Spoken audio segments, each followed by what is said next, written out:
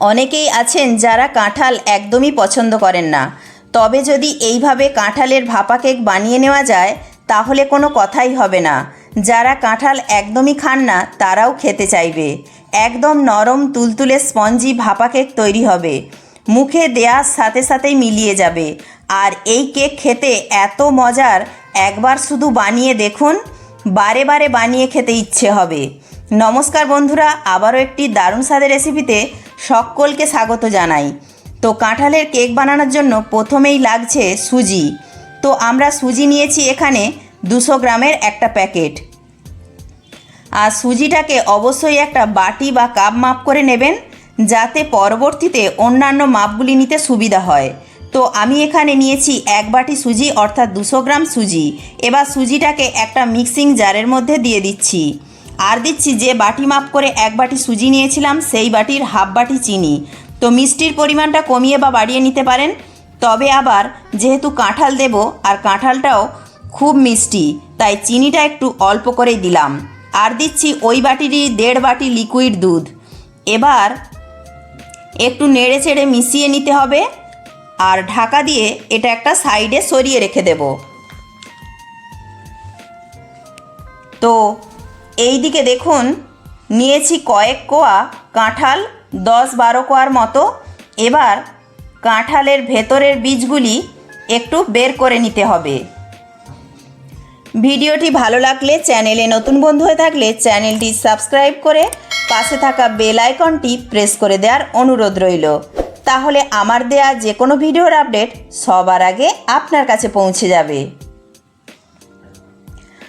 আর এইভাবে করে একটু সরু সরু করে ছিঁড়ে নিতে হবে।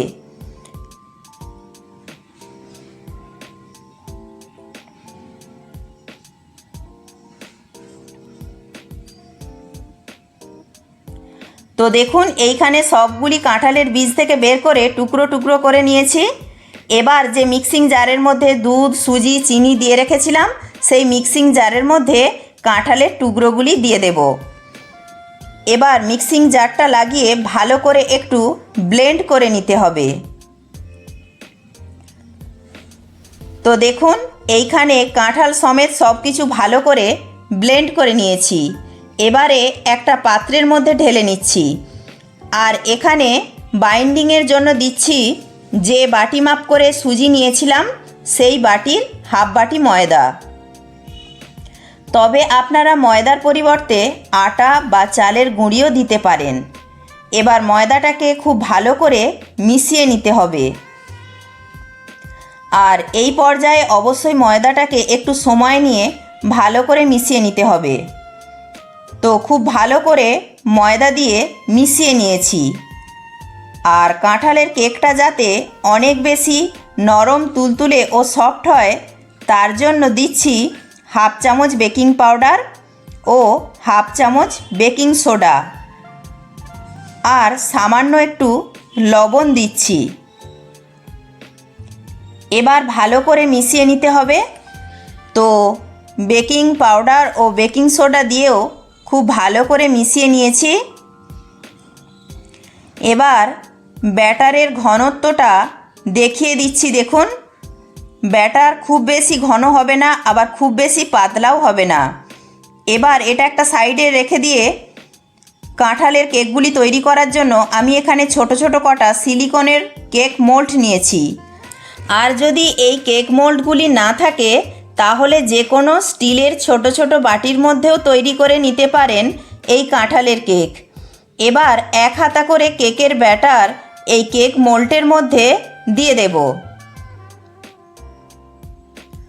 তো দেখুন, সব মোল্ডের মধ্যে কেকের ব্যাটার দিয়ে দিয়েছি। এবার কাঁঠালের কেকের টেস্ট একটু বেশি বাড়ানোর জন্য দিচ্ছি একটু নারকেল কোড়া। এতে করে কাঁঠালের কেকটা খেতে অনেক বেশি ভালো লাগবে আর দেখতেও অনেক সুন্দর লাগবে। আর এই দিকে কড়ায় জল গরম করতে বসিয়ে দিয়েছিলাম। তো জলটা ফুটে গেছে আর জলের মধ্যে দিয়েছি একটা স্ট্যান্ড আর একটা লেবুর টুকরো, যাতে কড়ায় জলের দাগ না হয়। এবার একটা ছিদ্রযুক্ত পাত্রের মধ্যে কেক মোল্ডগুলো বসিয়ে দিয়ে ঢাকা দিয়ে দিলাম। আর গ্যাসের ফ্লেমটা মিডিয়ামে রেখে 10 মিনিট স্টিম করে নেব। তো 10 মিনিটের বেশি সময় লাগবে না। তো 10 মিনিট পর দেখুন কেকগুলি খুব সুন্দরভাবে রেডি হয়ে গেছে। আর একটা কাঠি দিয়ে চেক করে নিলাম, কাঠিটাও প্লেন এসেছে, মানে কেক একদম সুন্দরভাবে রেডি হয়ে গেছে। আর একটু কাছ থেকেও দেখিয়ে দিলাম, দেখুন কেকগুলি কত সুন্দর দেখতে লাগছে। এবার এই কেকগুলিকে একটু ঠান্ডা করে নিতে হবে। তারপর আমি কেক মোল্ড থেকে কেকগুলি বের করে নিচ্ছি।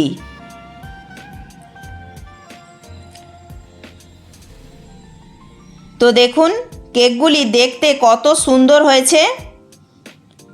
এইভাবে সবগুলি কেক মোল্ড থেকে কেকগুলি বের করে নেব।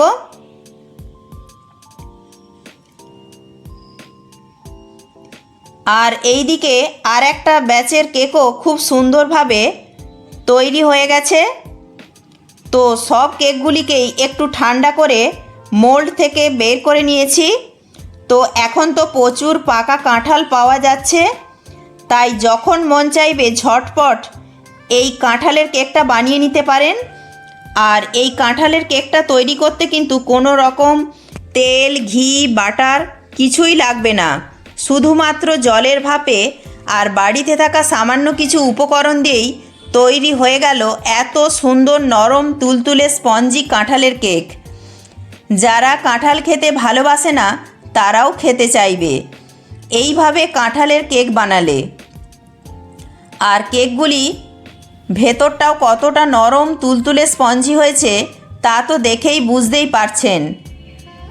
ভিডিওটি ভালো লাগলে লাইক, শেয়ার, কমেন্ট ও সাবস্ক্রাইব করে পাশে থাকার অনুরোধ রইল।